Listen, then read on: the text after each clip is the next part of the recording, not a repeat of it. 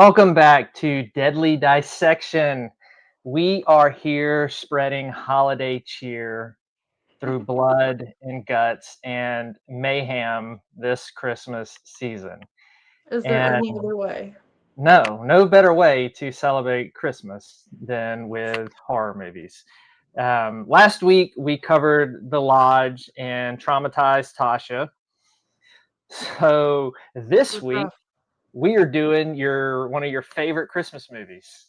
It it might be my favorite, like excluding the childhood claymation ones, because those are always top notch.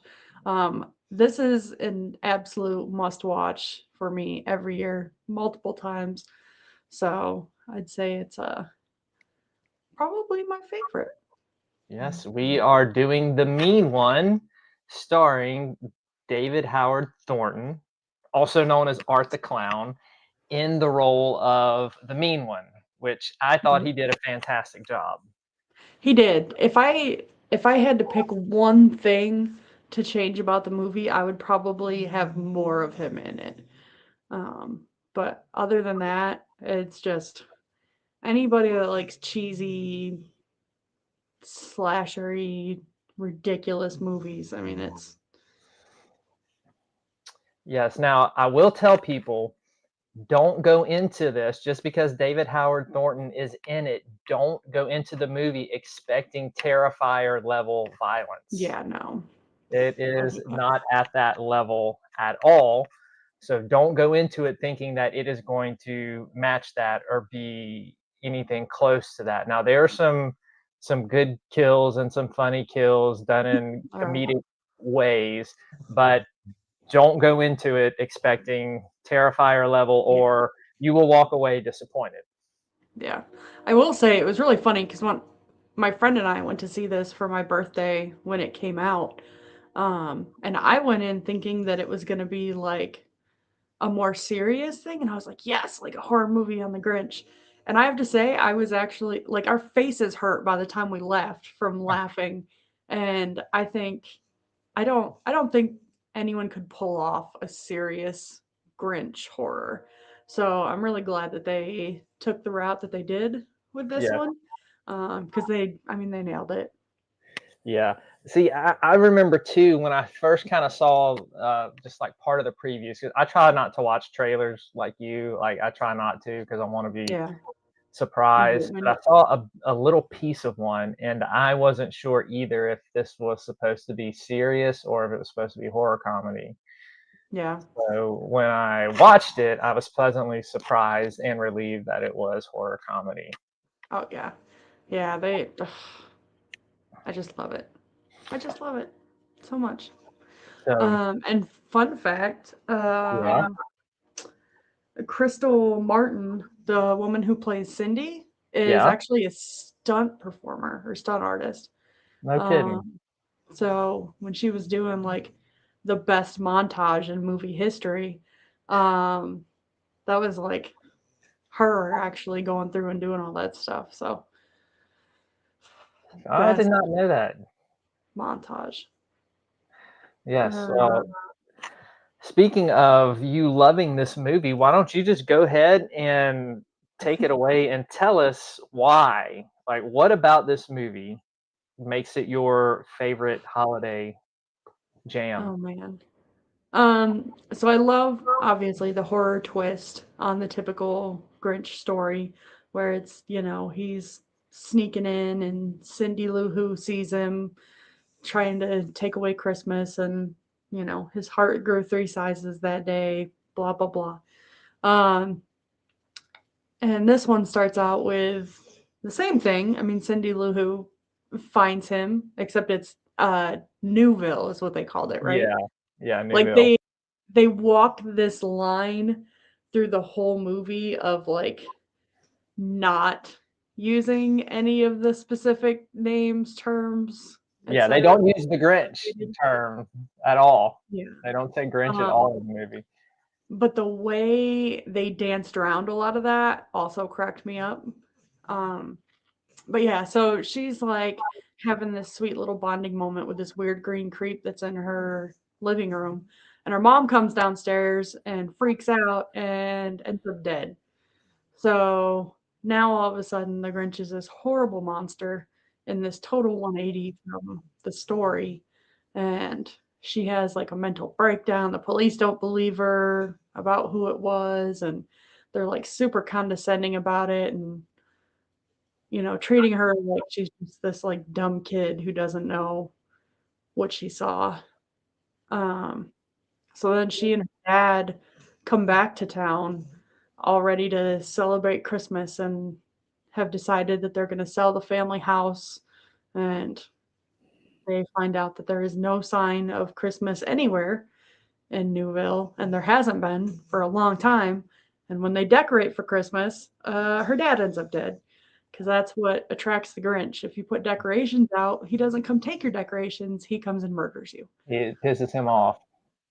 Yeah.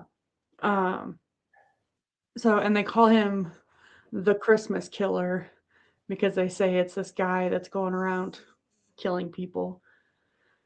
Um, but it's just the kills, like you said, are absolutely hilarious.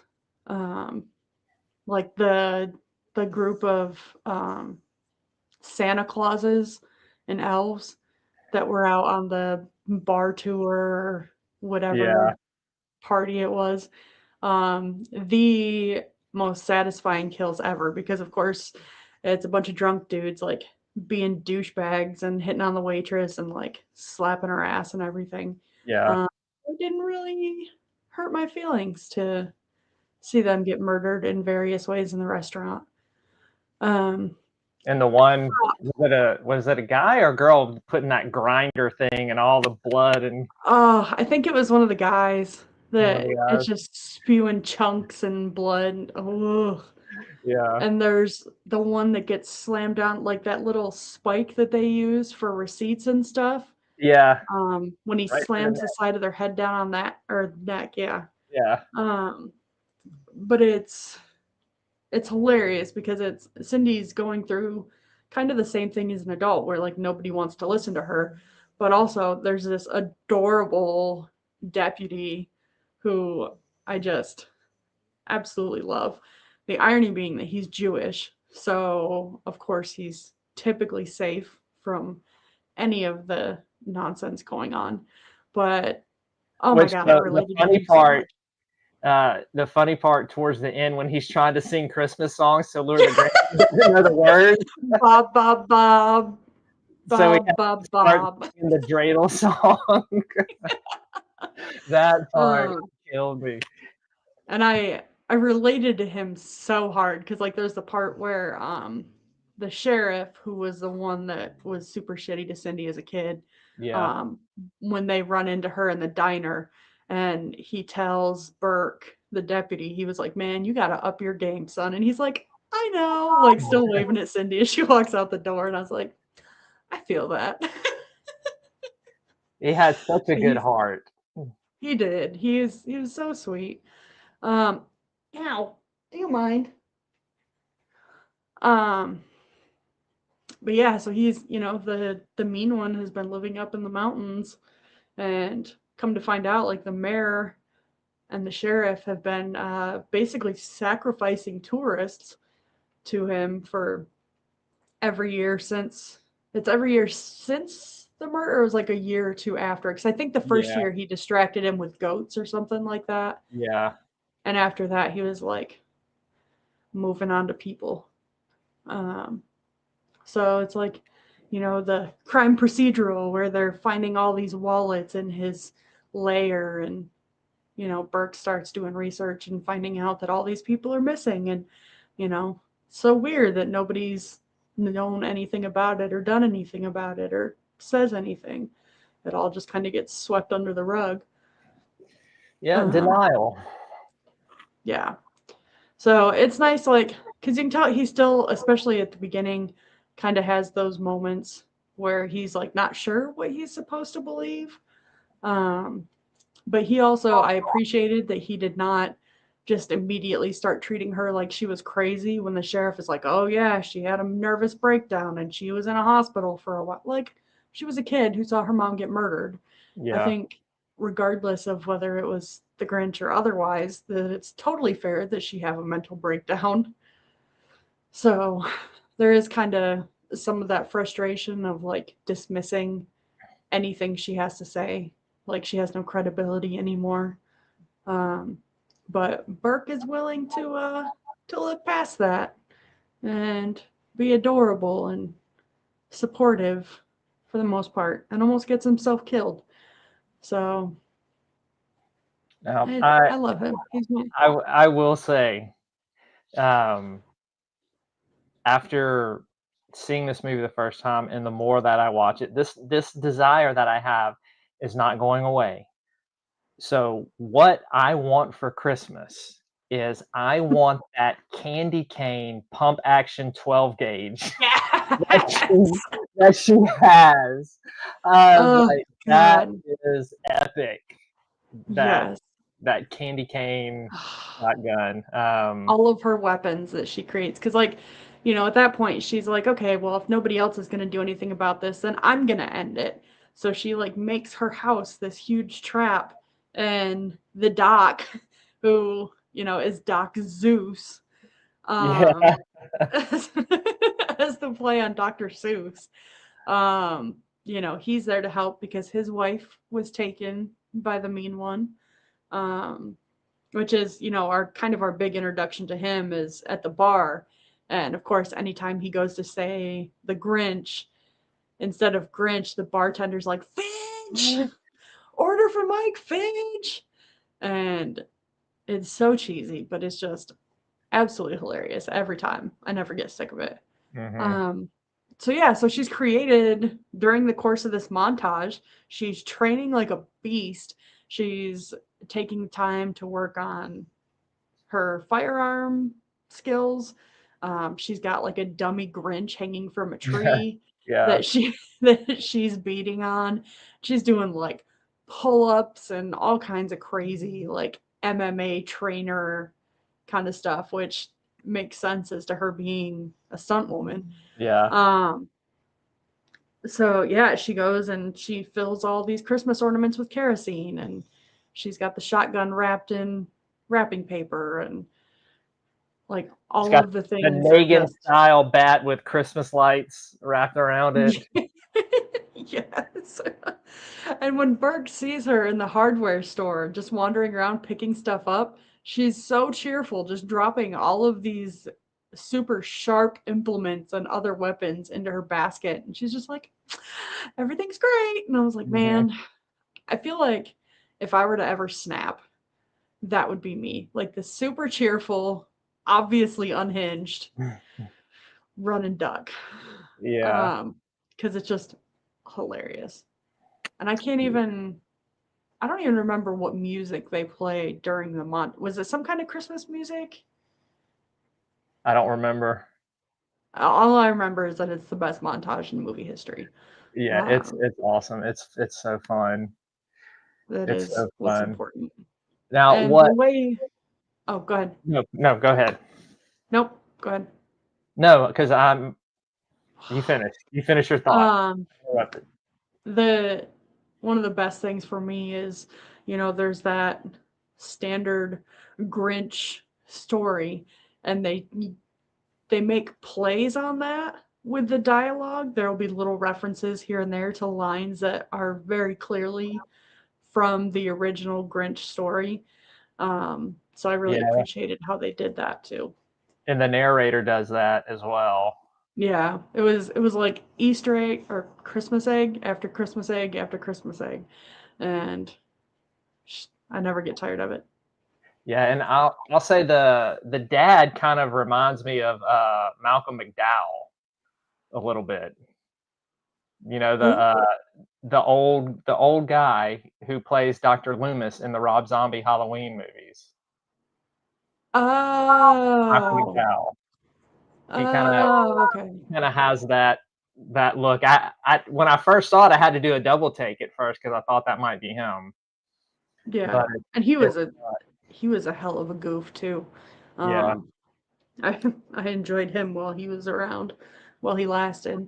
yeah, Um, not very long, all right, not what were very. you gonna say Or I was was that gonna what? let I was gonna let people know that this movie only has a 4 out of 10 on IMDb, which is sacrilege. That is absolutely tragic. Um, don't go by that. Like, if you love indie horror comedy, especially Christmas style, then this movie is fun. It is a lot of fun. Don't listen to the IMDb rating at all Oh, on this one. it's worse on Letterboxd. What is it? Um, so Letterboxd goes out of 5, but it's only got a 1.7 out of 5. Ah, yeah. Don't go by it. Don't go by it. Nobody's got taste. Nobody. This movie is a gem, especially if you like indie movies. You definitely, if you haven't seen this one, and if the ratings have turned you off from it, don't listen to them. Listen to Yeah. us. Also, best review that popped up. It's got 5 stars. Somebody said, "Oh my god, you guys, I ate an edible before this and it was so scary." I can see where that would make it a terrifying movie. Seeing the Grinch's face close up, yeah. And they do a really good job costume wise, getting it really, really close to like the Jim Carrey version of the Mhm. Grinch. Yeah. Um, I did like the character design, but yeah, and it's tough because like with the other versions of the Grinch, there is a lot of him kind of bolting really fast through the frames and stuff like that. So I get why they did it. But yeah, I do wish we'd gotten more of David Howard Thornton's awesomeness throughout it. So Yeah. Yeah. it's He's just he's great as the Grinch, but I still love him the best as Art. Art will always be my number one favorite yeah. by Hey, far. what are you doing?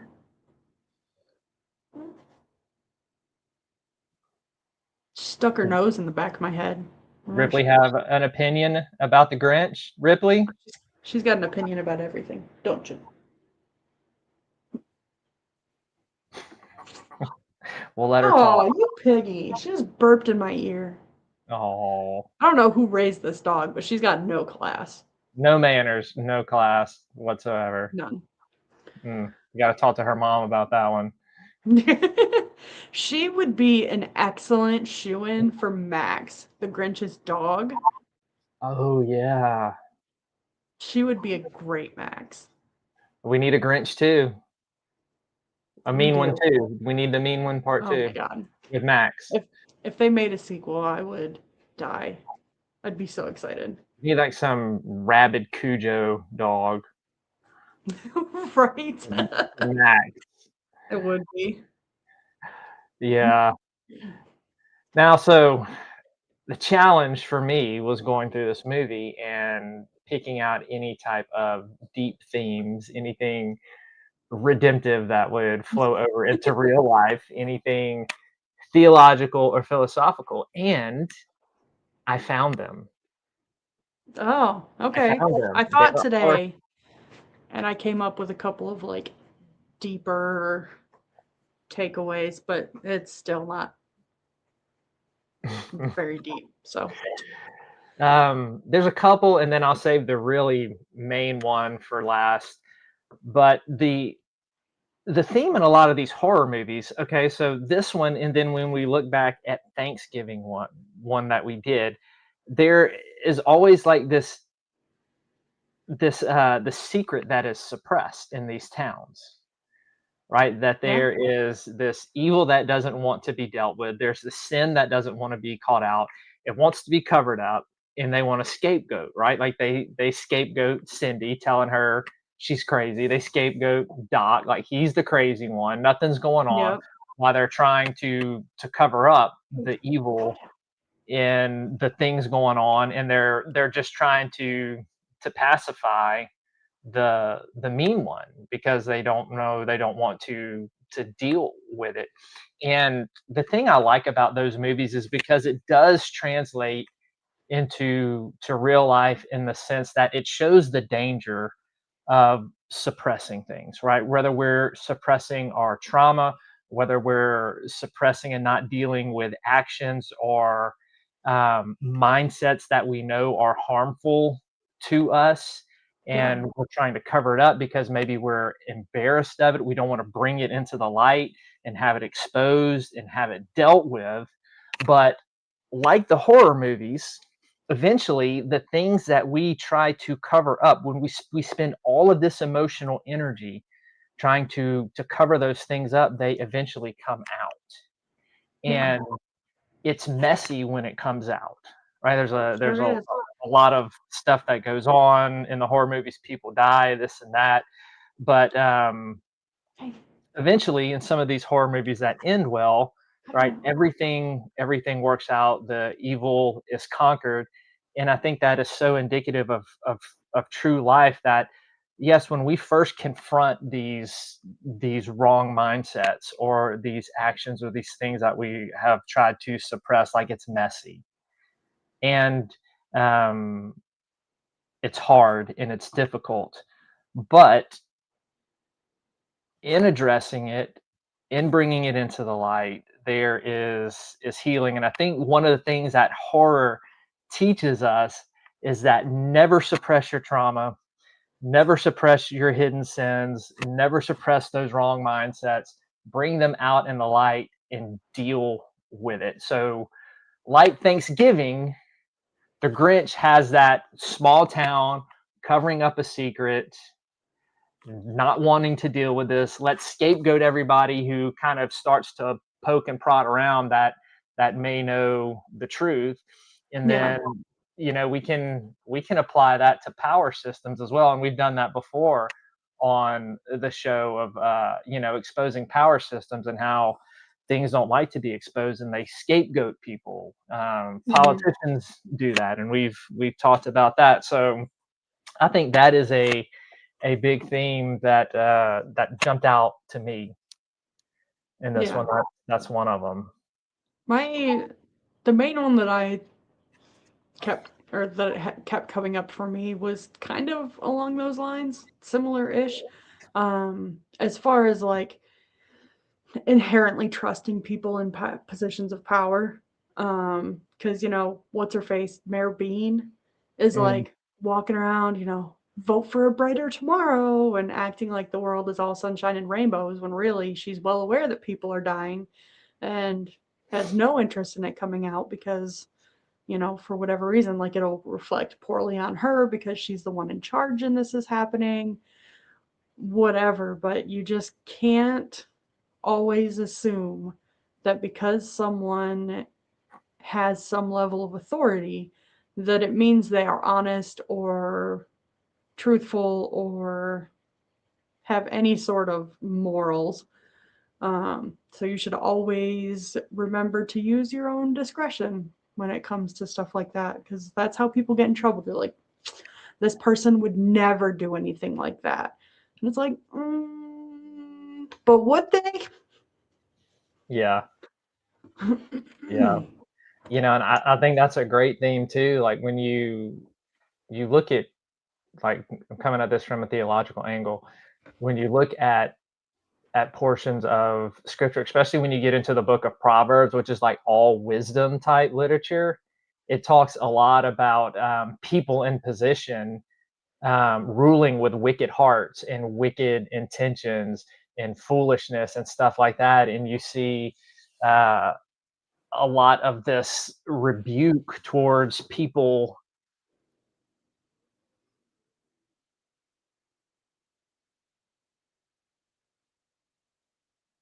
Did you just mute yourself?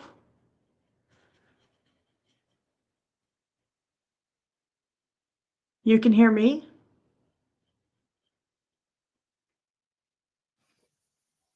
Can you hear me? I can now. Okay. I don't know what happened. That was so weird. Okay. Maybe my mic stopped working. Just pulled it off and pulled it out. So, but what I was saying is this idea of using power to oppress and in dishonest ways, like you see harsh rebukes from a theological perspective.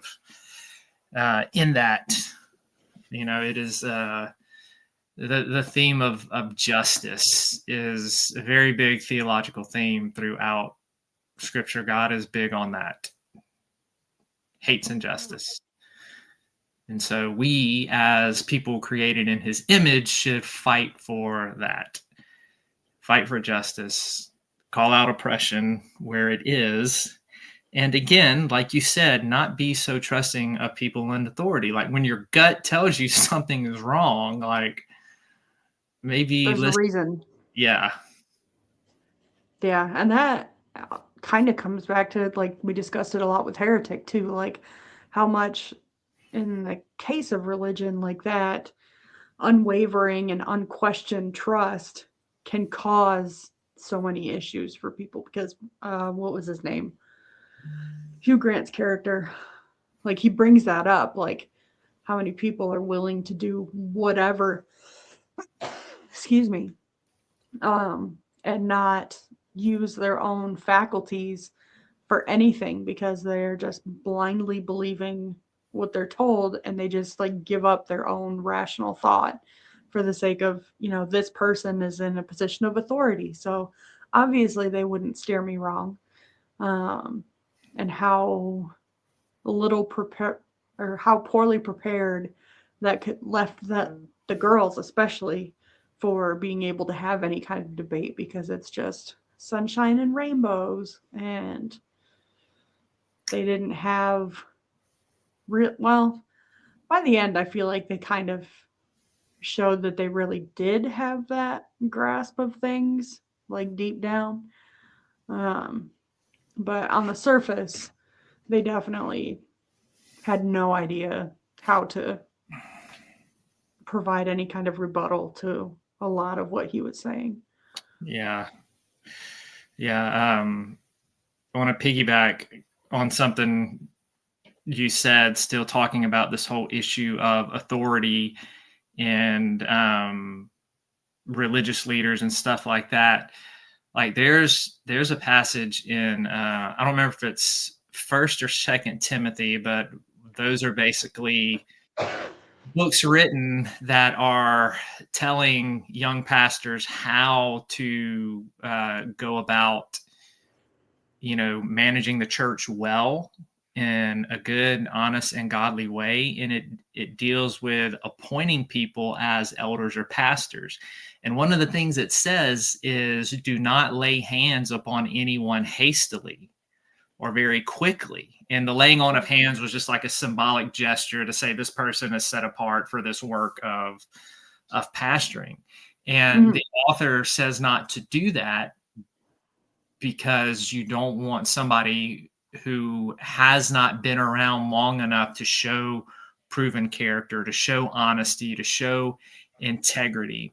And I think what happens in our culture, we have all of these celebrity pastors, right? Somebody can make good videos or they're great at speaking, and all of a sudden they get elevated to this platform and they have no depth, they have no proven character. So it begins to come all about themselves. Their theology sucks. And then we find out they've literally been laying hands on people in ways they shouldn't be. Exactly. And so the thing is, and what people have to understand is like, it boggles my mind that this conservative fashion of evangelicalism has become the face of Christianity in America. It has, it's pushed, it's on the media and everything. And there's so much about it that is so far from what we read in the actual New Testament. And it's a shame that people look at this and they say, well, that's Christianity. And it's like, no, that may be the modern face of it. But when you look, like talking about what I just said about the way these pastors and elders are, have superstar status, like, man, that is just not a reflection of what we really see. But like this stuff is just pumped mainstream and it becomes the face, and it's so frustrating that is the main face of Christianity in our culture, and that's what people think about when they think about it. It drives me crazy. Drives me bonkers. Huh? I said it drives me bonkers. Oh, have you seen The Righteous Gemstones? I have not. No. Should I? Oh my god, yes. Yes. It Okay. is it is hilarious. Because it mocks the entire like televangelist way of life. These people that, swear they're out there doing good, but they fly from, appearance to appearance on their personal jet and have a mansion in every common place that they, you know, speak at, and all these things where it's like, really, like all of the things you could be doing with the money that you're getting, especially since so much of it is tax free. Like, what are you doing to help people other than speaking to them? Yeah. Like, how many days a year do you spend in a soup kitchen actually helping people, or donating Christmas gifts for kids or food for people at Thanksgiving and the rest of the year? um but it's such a big show of like those people who anytime they do something good, they have to put it on Facebook or it didn't happen. Yeah. Like, you can't just go out and like hand out blankets or scarves or something to populations in the area that don't have homes. Like, you have to like get that selfie of you holding what you're handing out with the person that you're handing it to and posting it everywhere, because it doesn't count if you're not getting recognized for it. Yeah. It's like, is it not enough that God sees you doing this? Or Right. that even like you can go home at night and lay your head down and know that somebody's life hopefully is a little bit better because of what you did that day. Yeah. Which was I was I know this is gonna be shocking. I was kind of a smartass as a kid. No. Um, I know. I don't No. know what happened in between there. Um, but that was one of my big whys when it came to religion, because I asked a lot of questions about religion. I was um, thankfully it's like nowhere near the level of religious trauma of most people, but my dad, bless him, in every one of his marriages, which says a lot, at one point or another, we all had to go to church every Sunday. So I would be like, well, how come, like, he was born in a manger, but we have to dress up and wear fancy clothes? Like, why can't I go in my sweats? Well, it's a sign of respect. I'm like, but isn't it more important, like, how you feel when you're there and how you behave and all of that? So I always wanted to know, like, how is it that, somebody who may not be saved, I guess, would I am dying. Um, how, they could be the most selfless people on the planet and, spend all of their time, like that sweet old lady in the neighborhood that everybody knows is going to be out preparing food for people or knits blankets for the preemie unit at the hospital and stuff like that. Like, spend your entire life being this good, caring person, but not like that's not the important thing. It's having to go through that process of whether it's being baptized or whatever. Um, but then we can have somebody on death row who converts to Christianity while they're in there, and they have done horrible things in the past. Um, I was always like, I feel like if you're that good of a person, you should kind of get a hall pass. Like, whether that's what you believe in or not, like, you should totally go to, if there's a good place, you should go to that good place. Yeah. So that was always, and then of course I just got in trouble because I was a kid asking questions that they didn't want to answer. So Yeah. No, those are good questions. And I think so much of the way that the gospel is presented, especially back then, in more traditional churches is it is almost presented as this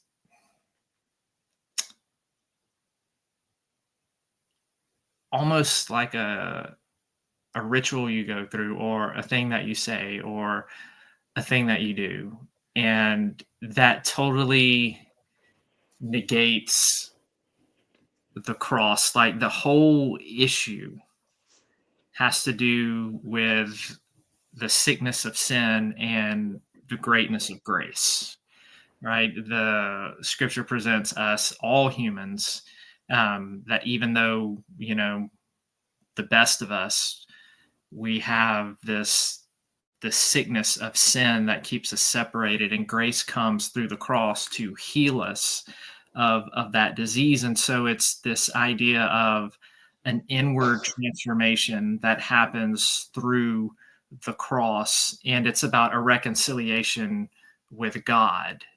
So much, not that good deeds aren't important, because they are, and a life reconciled and a life changed and a life renewed should overflow with good works. And I think that's where the disconnect is that so many traditions just put this fact on, oh, just say a prayer and that's it. Yeah. Just this easy believism, when the New Testament presents that it's not just saying a prayer, it's about a whole new creation being changed from the inside out.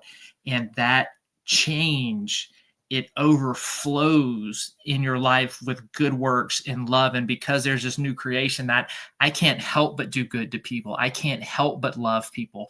I can't help but reflect who Christ is to people.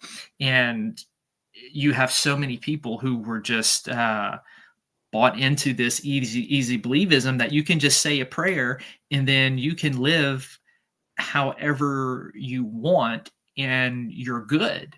And that's not gospel. The gospel is transformation, not just I say a prayer, but a true transformation and reconciliation. I don't know if that helps anything explaining. It kind of makes sense, because I mean, not to pick on Catholicism, but it's like, okay, well, say 15 Hail Marys and you're fine till next week. Which I'm sure is supposed to come with, the necessary level of guilt and remorse, etc. But that's definitely how a lot of it is made to seem like with baptisms, you have to get in this water. This water is going to make you better. And it's like, it makes me cold. That is a theologically debated topic. Because there are definitely some passages that would indicate that water baptism is necessary. And then there are things in scripture that would indicate that it is not necessary for any type of regeneration and transformation. And so that's something that theologians have argued over for centuries. I don't doubt it. Centuries. So I don't know if we will ever get to the heart of that matter. That I feel like as long as they're human beings, we will never get to the heart of any matter. There's disagreement on that topic, but you hit on something. So much of the traditional evangelicalism that we were raised in had a lot of fear and guilt. Yeah. It used fear and guilt to try to motivate people, and that never changes hearts. Like, love is what changes hearts, not fear, not guilt. That just makes you shy away and run away and hide. Yeah. And it's always terrifying when you hear about, I think it's in the Scarlet Letter, where there's self-flagellation and all these horrifying things, and I'm like, oh, that sounds horrible. I'll just eat a bag of Doritos to punish myself instead and call it good. Yeah. I'll eat a whole jar of peanut butter. Oh, good. It makes me thirsty just thinking about it. That is my weakness. No kidding. There have been times where, those big family jars of peanut butter, I can go through one of those in a week. Holy crap. Yeah, I have an issue with peanut butter. I keep 2 jars in the house. There's the dog jar and then there's the my jar. Because the dogs like it's usually just for like filling their treats and stuff like that. Um, but then I love to get, I don't know if you've ever seen it, but I think the brand is like Peanut Butter and Company or something like that. And they have like white chocolate peanut butter and maple peanut butter. No, white chocolate peanut butter? Oh, it is so good. You probably should have not Dark told me that. chocolate. Do what? You probably should have not told me that there's a such thing. I'll find the link and send it to you. I usually find it at Walmart. Yeah. So that way you can look it up and see the label and recognize it when you see it. I may have to go to Walmart after the show. You're welcome. Yeah, and the maple is really good too because I use it a lot for like if I slice up apples or something like that. It's having the extra flavor and stuff in there is just so good. My brain just derailed. That's okay. Back to the mean one. Oh yeah. The mean one. And the movies are the best ever movie montage in history. Best ever movie montage. Now, my favorite part of the movie, blood, guts, all of that was great. My favorite part is the ending. That is genius. This is what I loved and what I thought was the most beautiful theme in the entire movie. Yeah. So Cindy, she struggles with this idea of vengeance, right? Of taking vengeance. She's got the anger in her heart and she wants justice and she wants vengeance. And she's training and she goes through everything, and she finally disables the mean one, and she has him down there, and there's that scene where she's like, I forgive you. Oh, because he's still wearing the necklace that she gave him when she was a kid. Yes. And then she realizes that all of this vengeance and trauma and everything that happened was just all of these freak accidents, that the anger and the trauma of what happened in that situation affected both of them. And when she says, I forgive you, they play off the whole thing of his heart growing 3 sizes and then it explodes. We'll come back to that. It explodes. And the thing that I thought was so beautiful is that it lines up perfectly with Jesus's teachings on forgiveness. Like, the reason he tells us not to take vengeance and to forgive is because forgiveness is its own justice, right? We forgive, we release, and she forgives and she releases him. And in doing that, she gets the justice that she deserved with him dying. And I thought that is such a beautiful picture of when we let go of trying to get vengeance for ourselves, and we allow, and I'm not saying that we don't fight for justice. Okay. There's a difference between seeking to harm somebody, of wanting to harm them because of what they have done to you. And taking that into your own hands. Like, that's the concept of vengeance in scripture. And it poisons us. And when we let go of that, there is a freedom in allowing God to have his way and let justice take its course in the person's life, whatever that looks like.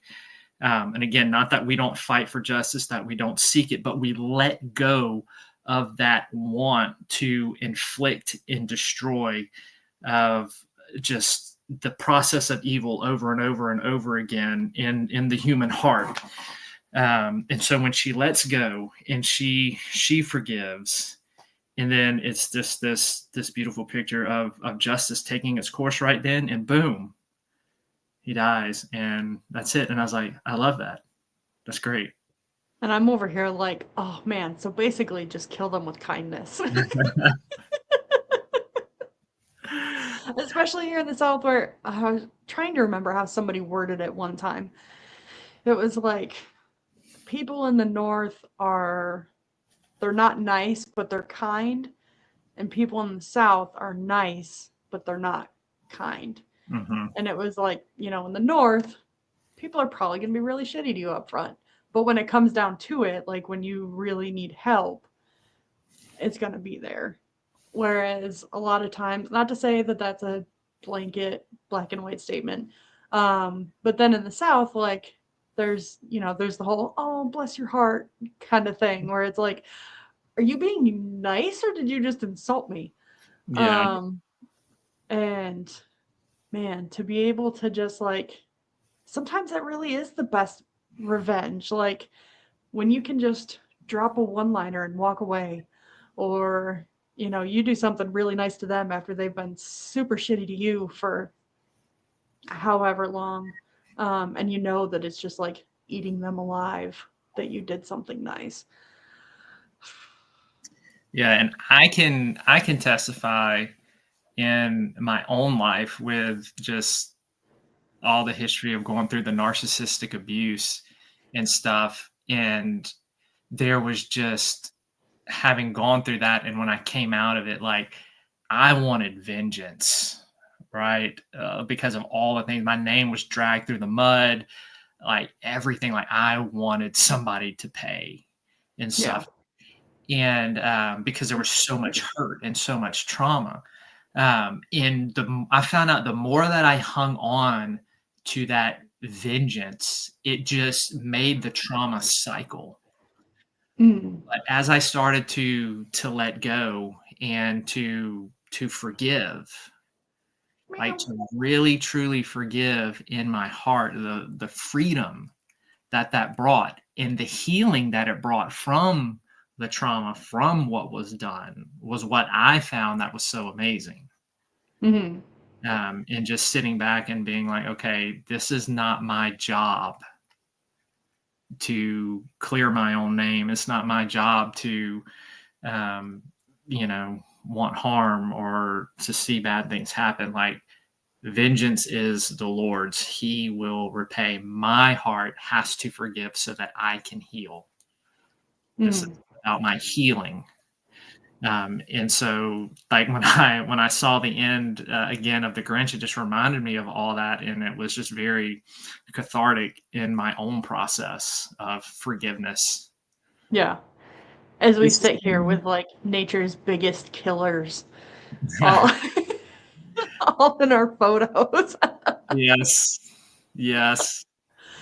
I saw, totally unrelated, I saw a clip the other day where Jon Stewart was being interviewed by, I think, Stephen Colbert. And the question that he was asked was like, what is the most terrifying animal on the planet? And after like some back and forth, ultimately he was like, it's a cat. Duh. Like, not a big cat, a household cat. Like, what else do you let in your house willingly that will leave like dead animals as presents for you and will stare at you and let you know it is plotting your murder? Yes. And just went through like this whole list of like, what other dangerous animal do you willingly bring into your house the way that we bring cats in? Yes, this is Penny. Do not be fooled by her sweet cuteness. She is She knows she's on camera. 100% demonic. 100%. We have tried exorcisms. There are demons behind these eyes. Put holy water in her cat bowl. I'm gonna have to. She's feral. She is feral. See, but it's so sneaky because she looks like the sweetest, most innocent cat in the world right there. And that's how they get you. Don't be fooled. Same with Ripley. She just gave me the sweetest, most pitiful. Like when she was a puppy, she could do the puppy eyes like Puss in Boots from Shrek.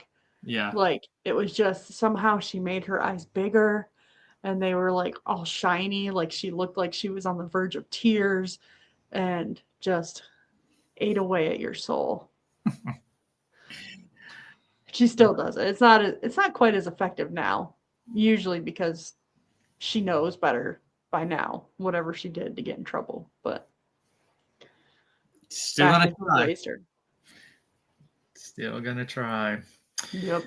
Well, we should probably mention next week we are covering Krampus, the 2015 Krampus. Yes. And I am having one of my friends join us, Christopher Roth, Papa Wolf Roth. He is a Krampus enthusiast and expert. And I had him on Southern Discomfort a couple of years ago doing a Krampus episode. And so he's going to give us a little bit of lesser known folklore and history about Krampus. And then as we talk about the movie, he is going to interject and tell us what the movie gets right about Krampus and what it gets wrong. I'm super excited. It is highly unlikely our next show is on my birthday. I may by some miracle get out of the house. Highly unlikely. That would be a Christmas level miracle for that one.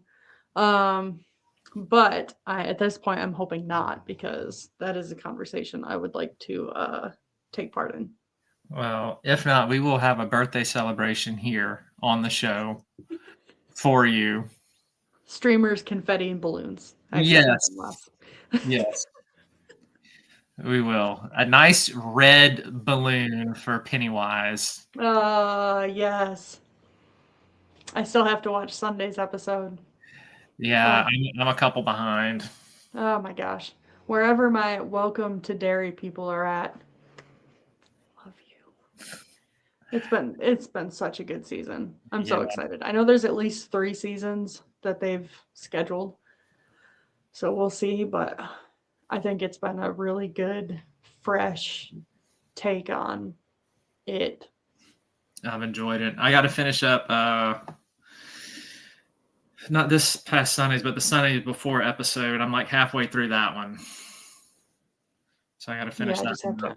I'm caught up. I had 2 to watch last week. So I'm caught up. I just have to watch this one. Don't bite my this one now. Sorry. Don't bite Penny. She's biting the top. I told you. She just wanted to make an honest man out of you. Now she's going to put her butt on the screen. I'm waiting for her to chomp one of those fingers off in the middle of licking it. Oh, well, she was nibbling on him earlier. Didn't Henry tell her to stop biting? Oh, my demon cat. But anyway, thank you everybody for tuning in tonight. If you have not seen the mean one, it is streaming on Tubi. And is also on Screambox or Amazon. I can't remember which one. I think a lot of Screambox movies are actually on Amazon now. It's Screambox or Amazon. It's on there. She can find it either place. And then come back and join us next week as we talk about Krampus. So thank you everybody for tuning in, and we will see you next time.